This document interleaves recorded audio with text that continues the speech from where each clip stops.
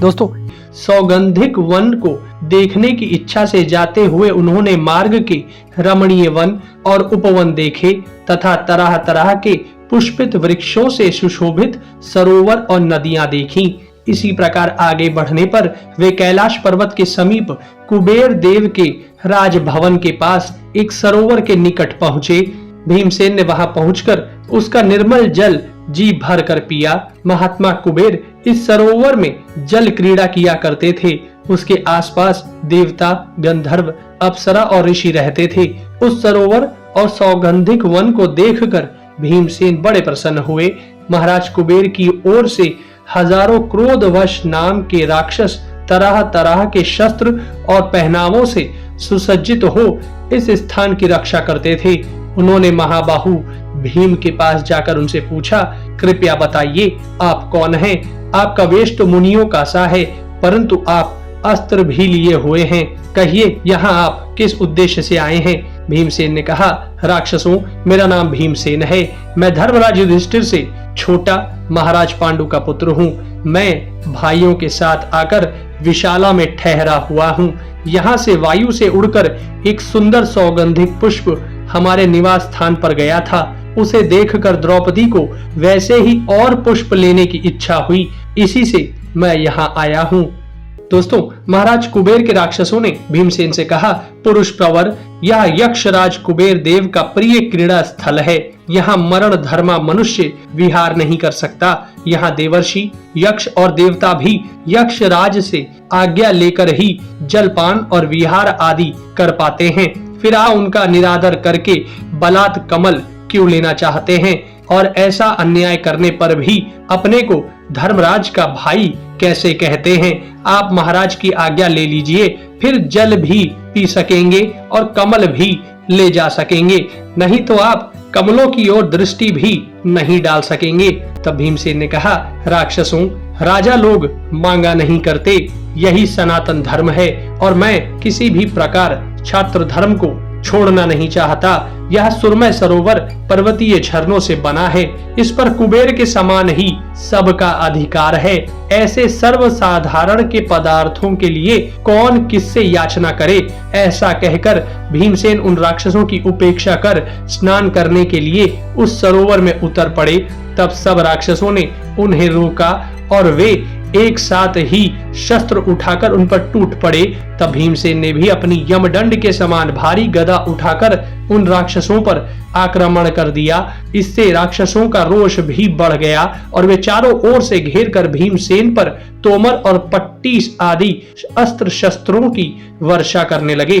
महात्मा भीम ने उनके सब वारों को विफल कर दिया और उनके शस्त्रों के खंड खंड करके सरोवर के पास ही सैकड़ों वीरों को बिछा दिया। भीमसेन की मार से पीड़ित और अचेत हुए वे राक्षस रणांगन से भागे और विमानों पर चढ़कर आकाश मार्ग से कैलाश की चोटियों पर चले गए। उन राक्षसों ने यक्षराज कुबेर देव के पास जाकर भयभीत होकर युद्ध में भीमसेन के बल और पराक्रम का वर्णन किया।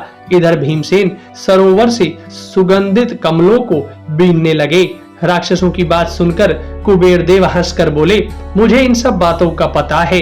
द्रौपदी के लिए भीमसेन को जितने कमल चाहिए उतने ले जाएं। इससे राक्षसों का क्रोध ठंडा पड़ गया और वे भीमसेन के पास आए। इधर बद्रिका आश्रम में भीमसेन के युद्ध की सूचना देने वाला वेगवान, तीखा और धूल बरसाने वाला वायु चलने लगा। वहां बार बार बड़ी गड़गड़ाहट के साथ पृथ्वी पर उल्कापात होने लगा, जो सबके हृदय में बड़ा भय उत्पन्न कर देता था। धूल से ढक जाने के कारण सूर्य का तेज मंद पड़ गया था। पृथ्वी डगमगाने लगी, दिशाएं लाल लाल हो गईं, मृग और पक्षी चित्कार करने लगे।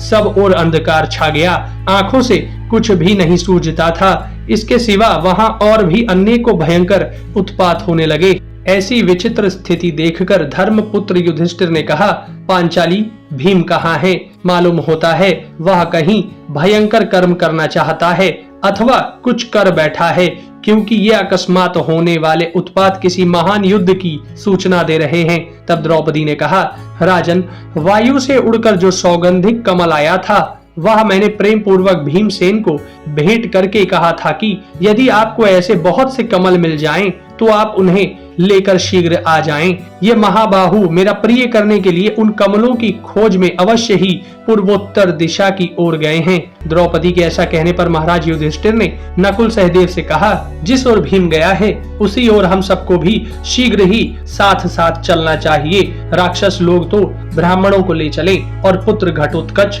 तुम द्रौपदी को ले चलो। देखो भीमसेन ब्रह्मवादी सिद्ध पुरुषों का कोई अपराध करें उससे पहले ही यदि हम आप लोगों के प्रभाव से पहुंच जाएं तो बहुत अच्छा हो।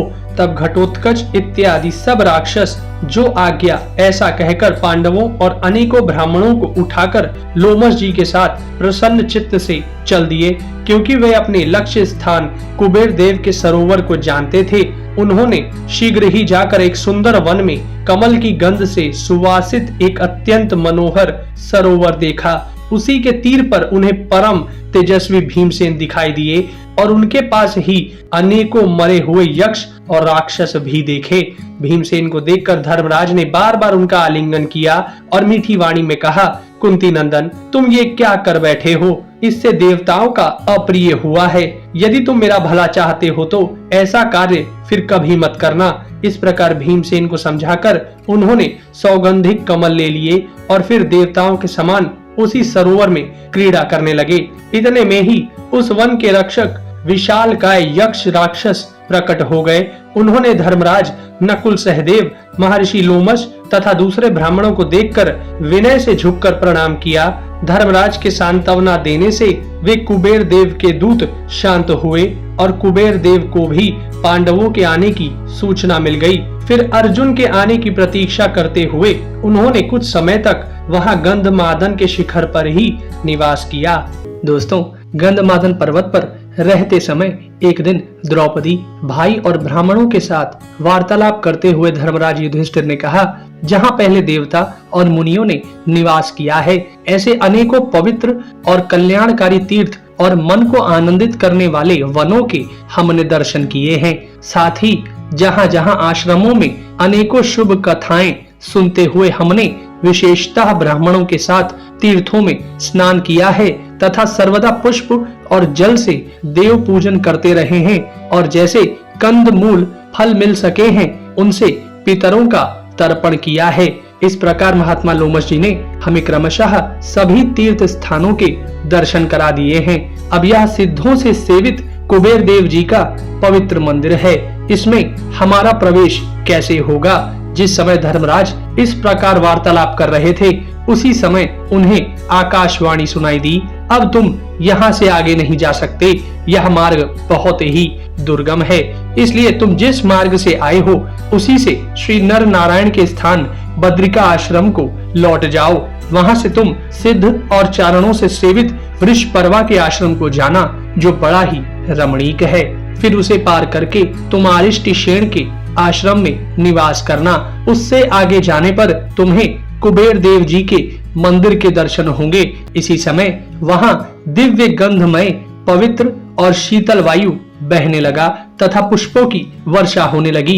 उस अत्यंत आश्चर्यमय आकाशवाणी को सुनकर राजा युधिष्ठिर महर्षि धौम्य की बात मानकर वहां से लौटकर श्री नर नारायण के बद्रिका आश्रम में आ गए। दैव योग से एक समय धर्मराज के पास एक राक्षस आया और बोला कि मैं समस्त शास्त्र वेदताओं में श्रेष्ठ और मंत्र विद्या में कुशल ब्राह्मण हूँ। ऐसा कहकर वह राक्षस पांडवों के धनुष और तरकश तथा द्रौपदी का हरण कर लेने की ताक में उन्हीं के पास रहने लगा। उस दुष्ट राक्षस का नाम जटासुर था। एक समय भीमसेन वन में गए हुए थे तथा लोमश आदि महर्षिगण स्नान करने चले गए थे। उस समय राक्षस जटासुर भयानक रूप धारण कर तीनों पांडव, द्रौपदी और सारे शस्त्रों को उठाकर चल पड़ा।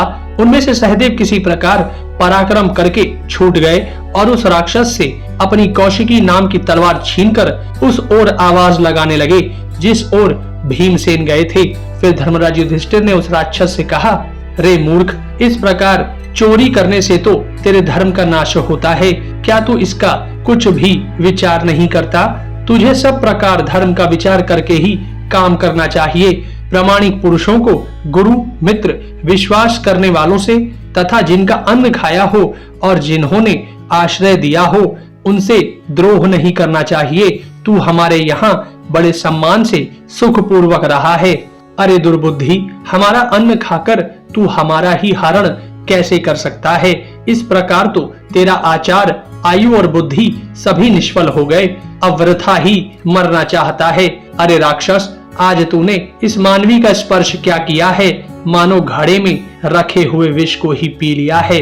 ऐसा कहकर युधिष्ठिर उसके लिए भारी हो गए। उनके भार से दबकर उसकी गति उतनी तेज नहीं रही। धर्मराज ने नकुल और द्रौपदी से कहा, तुम इस मूढ़ राक्षस से भयभीत ना हो, मैंने इसकी गति को कुंठित कर दिया है।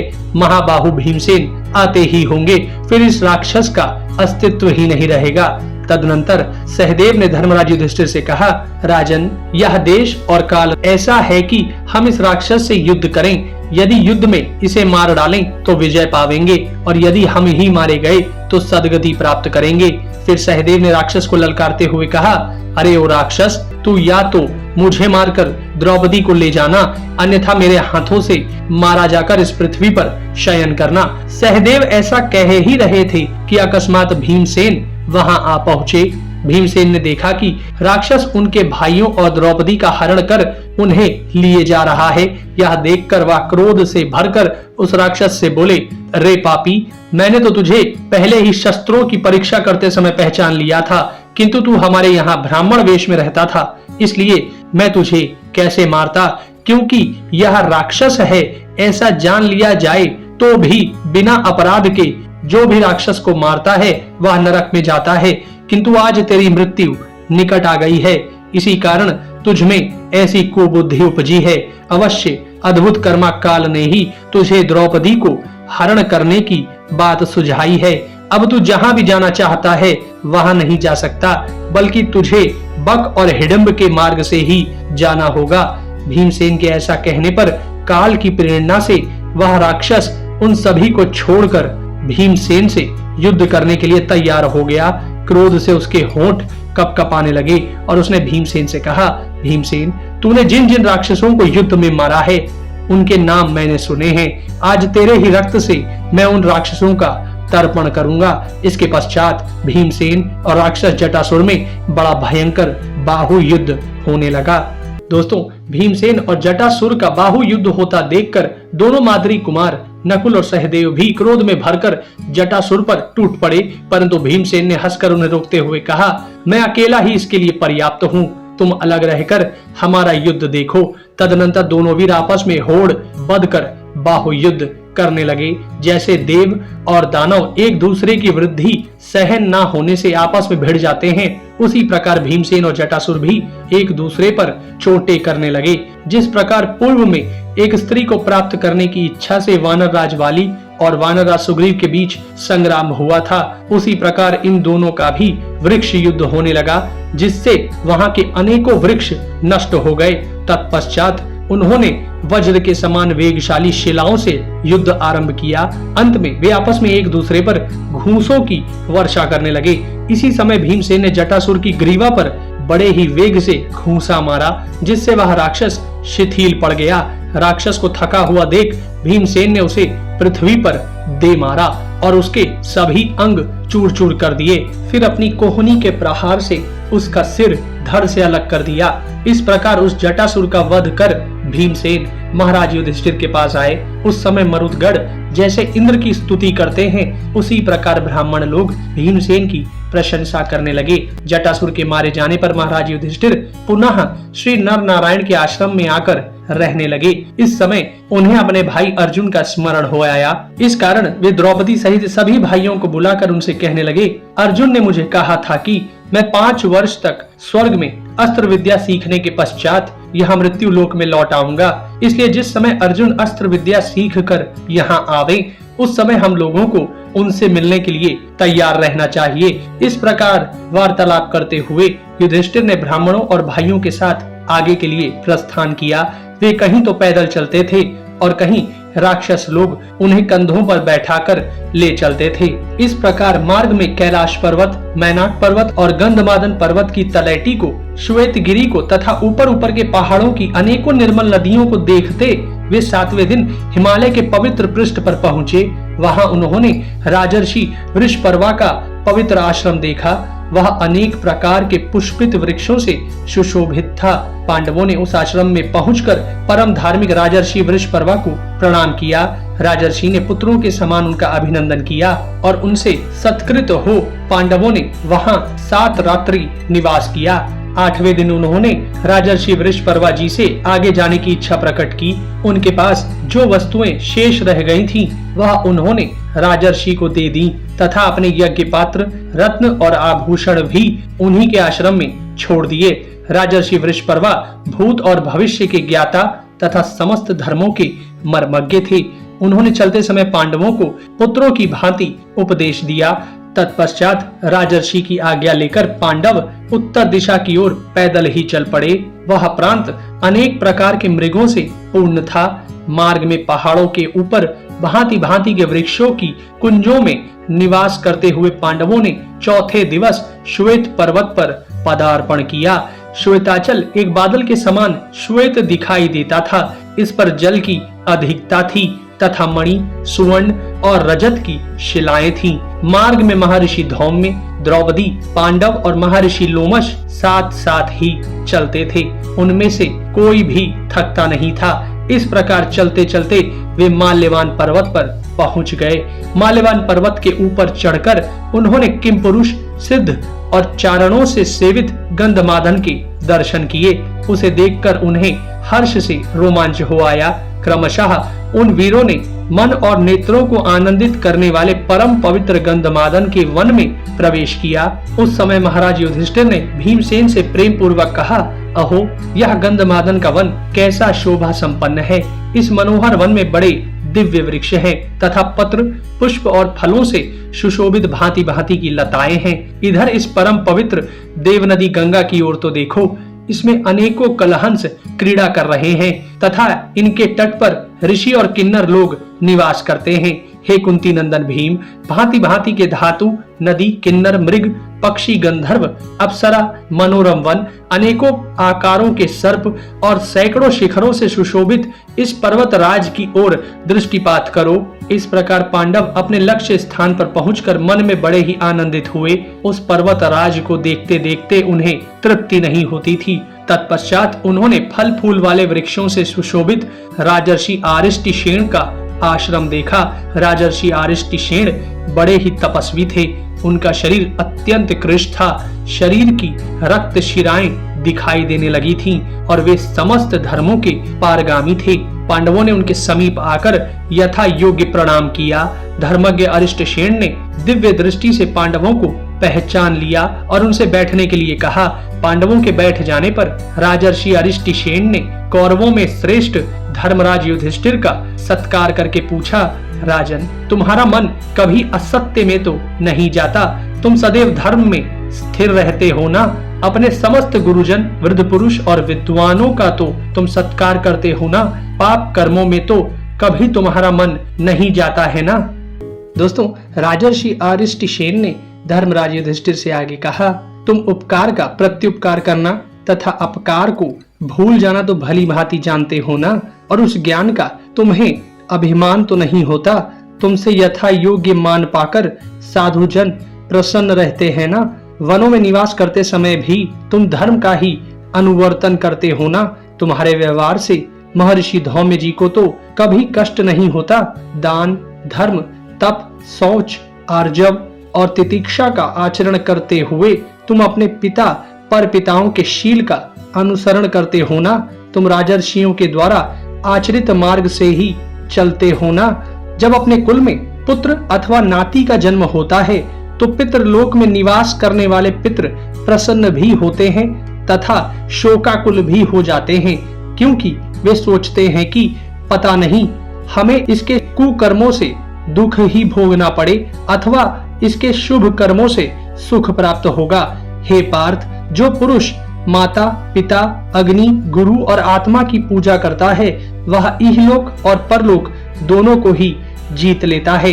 राजर्षि अरिष्टसेन के यह वचन सुनकर धर्मराज युधिष्ठिर ने कहा, भगवान, आपने यह धर्म के यथार्थ स्वरूप का वर्णन किया है। मैं भी यथाशक्ति अपनी योग्यता के अनुसार इसका विधिवत पालन करता हूँ। तब राजर्षि अरिष्टसेन ने कहा, पूर्णिमा, और प्रतिपदा की संधि में इस पर्वत पर केवल जल या पवन का सेवन करने वाले मुनिगण आकाश मार्ग से आते हैं। उस समय यहाँ भेरी, पनव, शंख और मृदंगों का शब्द भी सुनाई पड़ता है। आप लोगों को यहीं बैठे बैठे उसे सुनना चाहिए, वहां जाने का विचार नहीं करना चाहिए। यहाँ से आगे तुम्हारे लिए जाना संभव नहीं है, क्योंकि अब आगे देवताओं की विहार भूमि है, उसमें मनुष्यों की गति नहीं हो सकती। इस कैलाश के शिखर को लांघकर केवल परम सिद्ध और देवर्षि गण ही जा सकते हैं। यदि कोई मनुष्य चपलतावश जाने का प्रयत्न करता है तो उससे समस्त पर्वतीय जीव द्वेष करने लगते हैं और राक्षस लोग उसे लोहे की बर्छियों से पीड़ित करते हैं। पर्व संधियों पर यहाँ नरवाहन कुबेर जी भी बड़े ठाट बाट से आते हैं। इस कैलाश के शिखर पर ही देवता, दानव, सिद्धों और कुबेर का उद्यान है। इस प्रकार पर्वत संधियों पर यहाँ सभी प्राणियों को ऐसी ही बहुत सी विचित्र बातें दिखाई दिया करती हैं। अतः जब तक अर्जुन आवे तब तक तुम यही निवास करो। अतुलित तेजस्वी मुनिवर आरिष्टशेन के यह हितकर वचन सुनकर पांडव लोग निरंतर उन्हीं की आज्ञा के अनुसार बर्ताव करने लगे। वे हिमालय पर रहकर महर्षि लोमश से भांति भांति के उपदेश सुनते रहते थे। इस प्रकार वहां रहते हुए उनके वनवास का 5वां वर्ष व्यतीत हो गया। घटोत्कच तो राक्षसों के साथ पहले ही चला गया था तथा कह गया था कि आवश्यकता पड़ने पर मैं पुनः उपस्थित हो जाऊंगा। उस आश्रम पर पांडव लोग कई मास तक रहे और उन्होंने अनेकों अद्भुत घटनाएं देखी। एक दिन बहती हुई पवन हिमालय के शिखर से सब प्रकार के सुंदर और सुगंधित पुष्प उड़ा लाई। बंधु बांधवों के सहित पांडवों ने और यशस्विनी द्रौपदी ने वहां वे पंचरंगे पुष्प देखे। एक दिन भीमसेन उस पर्वत पर आनंद से एकांत में बैठे थे। उस समय द्रौपदी ने उनसे कहा, महाबाहो, यदि समस्त राक्षस आपके बाहुबल से पीड़ित होकर इस पर्वत को छोड़कर भाग जाएं तो कैसा हो। तत्पश्चात आपके सुहृदों को इस पर्वत का विचित्र पुष्पावली मंडित मंगलमय शिखर सब प्रकार के भय और मोह रहित दिखाई देगा। मेरे मन में कई दिनों से यह बात आ रही है। द्रौपदी की यह बात सुनकर भीमसेन ने स्वर्ण की पीठ वाला धनुष, तलवार और तरकश उठा लिए और वे हाथ में गदा लेकर बेखटके गंधमादन पर आगे बढ़ने लगे। यह देखकर द्रौपदी का उल्लास उत्तरोत्तर बढ़ने लगा। पवन पुत्र भीमसेन पर ग्लानि, भय, कायरता और मत्सरता का प्रभाव तो किसी समय भी नहीं होता था। उस पर्वत के शिखर पर जाकर वे कुबेर के महल को देखने लगे। वह सुवर्ण और स्फटिक के भवनों से सुशोभित था। उसके चारों ओर सुवर्ण का परकोटा बना हुआ था। उसमें सब प्रकार के रत्न जगमगा रहे थे और भांति भांति के उद्यान उसकी शोभा बढ़ा रहे थे। इस प्रकार राक्षस राज कुबेर के रत्न जटित और पुष्पमाला मंडित प्रासाद को देखकर अपने शत्रुओं को विचलित कर देने वाला शंख बजाया तथा अपने धनुष की प्रत्यंचा और तालियों का भीषण शब्द करके सब जीवों को मोहित कर दिया। उस शब्द से यक्ष, राक्षस और गंधर्वों के रोंगटे खड़े हो गए और वे गदा, परीग, तलवार, त्रिशूल, शक्ति और फरसा लेकर भीमसेन की ओर दौड़े। तत्पश्चात उनके साथ भीमसेन का युद्ध होने लगा। भीमसेन ने अपने प्रबल वेग वाले भाले से उनके चलाए हुए त्रिशूल, शक्ति और फरसे आदि सभी अस्त्रों को काट डाला। भीमसेन के हाथ से छूटे हुए आयुधों से कटे हुए यक्ष और राक्षसों के शरीर और सिर सब ओर दिखाई देने लगे। इस प्रकार अंग भंग होने से यक्ष भीमसेन से भयभीत हो गए। उनके हाथों से सारे अस्त्र शस्त्र गिर गए और वे भयंकर चित्कार करने लगे। अंत में प्रचंड धनुर्धर भीमसेन से भयभीत होकर वे दक्षिण दिशा की ओर भाग पड़े। दोस्तों, उधर कुबेर का मित्र मणिमान नाम का एक राक्षस था। उसने यक्ष राक्षसों को भागते देखकर मुस्कुराकर कहा, अरे तुम अनेकों को अकेले आदमी ने परास्त कर दिया, अब तुम कुबेर के पास जाकर क्या कहोगे। उन सब से ऐसा कहकर वह राक्षस शक्ति, त्रिशूल और गदा लेकर भीमसेन पर टूट पड़ा। भीमसेन ने भी उसे अपनी ओर आते देखकर अपने वत्स दंत नामक 3 बाणों से उसकी पसलियों पर प्रहार किया। इससे मणिमान अत्यंत क्रोध में भर गया और उसने अपनी भारी गदा उठाकर भीमसेन के ऊपर छोड़ी, परंतु भीमसेन गदा युद्ध की चालों में खूब दक्ष थे, अतः उन्होंने उसके उस प्रहार को व्यर्थ कर दिया। इसी समय उस राक्षस ने सोने की मूठ वाली एक फौलाद की शक्ति छोड़ी। वह भीषण शक्ति भीमसेन के दाहिने हाथ को घायल करके अग्नि की लपटें निकालती हुई पृथ्वी पर गिर गई। उस शक्ति के लगने से भीमसेन की आंखें क्रोध से घूमने लगी और उन्होंने अपनी स्वर्ण के पत्र से मड़ी हुई गदा उठा ली। वे आकाश में उछलकर उस गदा को घुमाते हुए उसकी ओर दौड़े और संग्राम भूमि में भयंकर गर्जना करते हुए उसे मणिमान के ऊपर फेंका। वह गदा वायु के समान बड़े वेग से उस राक्षस का संहार करके पृथ्वी पर गिर गई। मणिमान को मरकर पृथ्वी पर गिरते देख जो राक्षस मरने से बचे थे वे भयंकर आर्तनाद करते पूर्व की ओर भाग गए। इस समय पर्वत की गुफाओं को अनेक प्रकार के शब्दों से गूंजते देखकर युधिष्ठिर, नकुल, सहदेव, धौम्य, द्रौपदी, ब्राह्मण और सब सुहृदगण भीमसेन को न देखकर उदास हो गए। फिर द्रौपदी को आरिष्टिशेण मुनि को सौंपकर वे सब वीर अस्त्र शस्त्र लेकर एक साथ पर्वत पर चढ़ने लगे। पहाड़ी की चोटी पर पहुंचकर उन्होंने इधर उधर दृष्टि डाली तो देखा कि एक ओर भीमसेन खड़े हैं और वहीं उनके मारे हुए अनेकों विशालकाय राक्षस पृथ्वी पर पड़े हैं। भीमसेन को देखकर सब भाई उनसे गले मिले और फिर वहीं बैठ गए। महाराज युधिष्ठिर ने कुबेर के महल और मरे हुए राक्षसों की ओर देखकर भीमसेन से कहा, भैया भीम, तुमने यह पाप साहस या मोहवश ही किया है। तुम मुनियों का सा जीवन व्यतीत कर रहे हो। इस प्रकार व्यर्थ हत्या करना तुम्हें शोभा नहीं देता। देखो, यदि तुम मेरी प्रसन्नता करना चाहते हो तो फिर कभी ऐसा ना करना। इधर भीमसेन के आक्रमण से बचे हुए कुछ राक्षस बड़ी तेजी से दौड़कर कुबेर के पास आए और चीख चीख कर उनसे कहने लगे, यक्षराज, आज संग्राम भूमि में एक अकेले मनुष्य ने क्रोधवश नाम के राक्षसों को मार डाला है। हम जैसे तैसे उसके हाथ से बचकर आपके पास आए हैं। आपका सखा मणिमान भी मारा जा चुका है। यह सब कांड एक मनुष्य ने ही कर डाला है। अब जो करना चाहे वह कीजिए। यह समाचार पाकर समस्त यक्ष राक्षसों के स्वामी कुबेर जी बड़े ही कुपित होकर बोले, यह सब कैसे हुआ? फिर यह दूसरा अपराध भी भीमसेन का ही सुनकर उन्हें बड़ा क्रोध हुआ और उन्होंने आज्ञा दी कि हमारा पर्वत शिखर के समान ऊंचा रथ सजा लाओ। रथ तैयार हो जाने पर राजराजेश्वर महाराज कुबेर उस पर चढ़कर चले। जब वे गंधमादन पर पहुंचे तो यक्ष राक्षसों से घिरे हुए प्रिय दर्शन कुबेर जी को देखकर पांडवों को रोमांच हो आया तथा महाराज पांडु के महारथी पुत्रों को देखकर कुबेर जी भी बड़े प्रसन्न हुए।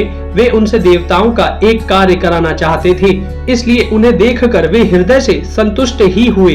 कुबेर जी के जो सेवक पीछे रह गए थे वे पक्षियों के समान सीधे ही उस पर्वत पर पहुंच गए तथा यक्षराज को पांडवों पर प्रसन्न देखकर उनका मन मुटाव भी दूर हो गया।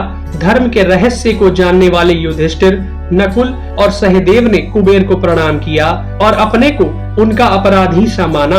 अतः वे सब यक्षराज को घेर कर हाथ जोड़कर खड़े हो गए। इस समय भीमसेन के हाथ में गदा और धनुष सुशोभित थे और वे कुबेर की ओर देख रहे थे। उन्हें देखकर कुबेर जी ने धर्मराज से कहा, पार्थ, आप समस्त प्राणियों का हित करने में तत्पर रहते हैं। यह बात सब जीव जानते हैं, इसलिए आप भाइयों के सहित बेखट इस पर्वत पर रहिए। देखिए, भीमसेन के ऊपर आप क्रोध ना करें, क्योंकि राक्षस तो अपने काल से ही मरे हैं। आपका भाई तो उसमें निमित्त मात्र है। राजन, एक बार कुशस्थली नाम के स्थान में देवताओं की एक मंत्रणा हुई थी, उसमें मुझे भी बुलाया गया था। तब मैं तरह तरह के अस्त्र शस्त्रों से सुसज्जित अत्यंत भयंकर 300 महापद्म यक्षों के साथ वहां गया था। मार्ग में मुझे मुनिवर अगस्त्य जी मिले। वे यमुना जी के तट पर बड़ी कठोर तपस्या कर रहे थे। उस समय मेरा मित्र राक्षस राज मणिमान भी मेरे साथ ही था। उसने मूर्खता, अज्ञान, गर्व और मोह के अधीन होकर ऊपर से उन महर्षि के ऊपर थूक दिया। तब मुनिवर ने कोप करके मुझसे कहा, कुबेर, देखो, तुम्हारे इस सखा ने मुझे कुछ ना समझकर मेरा तिरस्कार किया है, इसलिए यह अपनी सेना के सहित केवल एक ही मनुष्य के हाथ से मारा जाएगा। तुम्हें भी अपने इन सेनानियों के कारण दुखी होना पड़ेगा और फिर उस मनुष्य का दर्शन करने पर ही तुम्हारा वह दुख दूर होगा।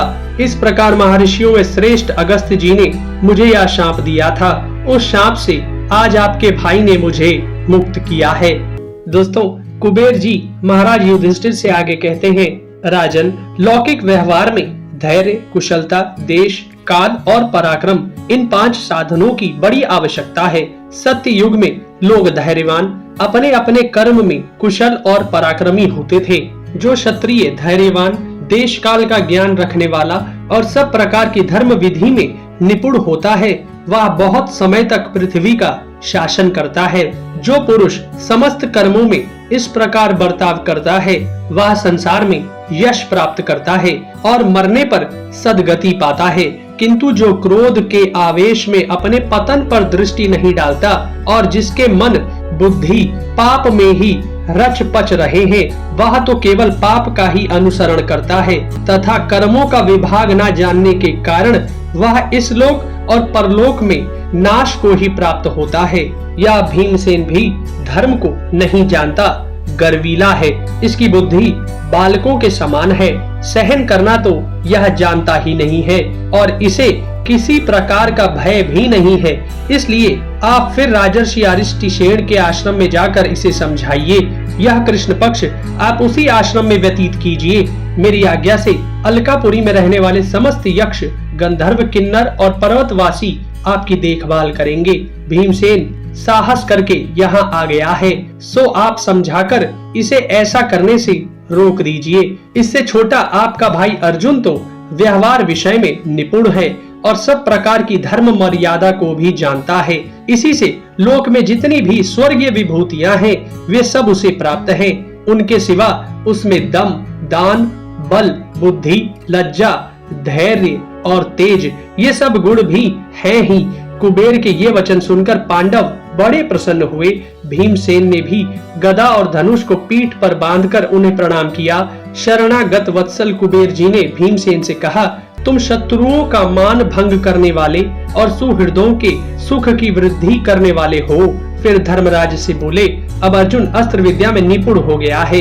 देवराज इंद्र ने भी उसे घर जाने की आज्ञा दे दी है, इसलिए अब वह शीघ्र ही यहाँ आवेगा। इस प्रकार धर्मराज युधिष्ठिर को उपदेश कर वे अपने स्थान को चले गए।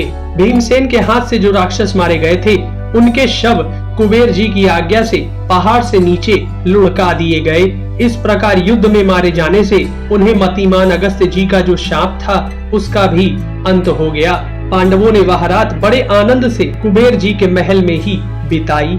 सूर्योदय होने पर मुनिवर धौम्य अपने आहनिक कर्म से निवृत्त हो राजर्षि अरिष्टिशेन के साथ पांडवों की ओर चले। पांडवों ने उन दोनों के चरणों में प्रणाम किया, फिर हाथ जोड़कर अन्य सब ब्राह्मणों का भी अभिवादन किया। फिर धौम्य ने धर्मराज का हाथ पकड़कर पूर्व दिशा की ओर संकेत करते हुए कहा, महाराज, ये जो समुद्र पर्यंत पृथ्वी पर फैला हुआ महापर्वत दिखाई दे रहा है, इसका नाम मंदराचल है। देखिए इसकी कैसी शोभा हो रही है। पर्वतमाला और हरी भरी वनावली से यह दिशा कैसी रमणीय जान पड़ती है। यह दिशा इंद्र और कुबेर का निवास स्थान कही जाती है। सर्वधर्मज्ञ मुनिजन, प्रजाजन, सिद्ध, साध्य और देवता लोग इसी दिशा में उदित होते हुए सूर्य का पूजन करते हैं। समस्त प्राणियों के प्रभु परम धर्मज्ञ यमराज इस दक्षिण दिशा में रहते हैं, जो मरने वाले प्राणियों का गंतव्य स्थान है। यह पवित्र और अद्भुत दिखाई देने वाली संयमनीपुरी है। यही प्रेतराज यम का निवास स्थान है। इसका ऐश्वर्य भी बहुत बढ़ा चढ़ा है। इधर पश्चिम की ओर जो पर्वत दिखाई देता है, उसे अस्ताचल कहते हैं। महाराज वरुण इस पर्वत और महासमुद्र में रहकर प्राणियों की रक्षा करते हैं। यह सामने उत्तर दिशा को आलोकित करता हुआ परम प्रतापी मेरु पर्वत खड़ा हुआ है। इस पर केवल ब्रह्मवेत्ता ही जा सकते हैं। इसी के ऊपर ब्रह्मा जी की सभा है और इसी पर वे स्थावर जंगम की रचना करते हुए निवास करते हैं। इसी पर्वत के ऊपर वशिष्ठ आदि सप्त ऋषियों के उदय अस्त होते रहते हैं। तुम तनिक मेरु पर्वत के इस पवित्र शिखर के दर्शन करो। अनादि निधन श्री नारायण का स्थान इससे भी परे चमक रहा है। वह सर्व तेजोमय और परम पवित्र है। देवता भी उसका दर्शन नहीं कर सकते। अग्नि और सूर्य उस स्थान को प्रकाशित नहीं कर सकते। वह तो स्वयं अपने प्रकाश से ही प्रकाशित है। उसका दर्शन देवता और दानवों को भी दुर्लभ है। उस स्थान पर अचिंत्य मूर्ति श्री हरि विराजते हैं। यह परमेश्वर का स्थान ध्रुव, अक्षय और अविनाशी है। तुम इसे प्रणाम करो। देखो, सूर्य, चंद्रमा और समस्त तारागण अपनी अपनी मर्यादा में रहकर सर्वदा इस पर्वत राज मेरु की ही प्रदक्षिणा किया करते हैं। इसकी परिक्रमा करते हुए ही नक्षत्रों के सहित चंद्रमा पर्व संधियों का समय आने पर महीनों का विभाग करते हैं तथा महातेजस्वी सूर्य वर्षा, वायु और ताप रूप सुख के साधनों से प्राणियों का पोषण करते हैं।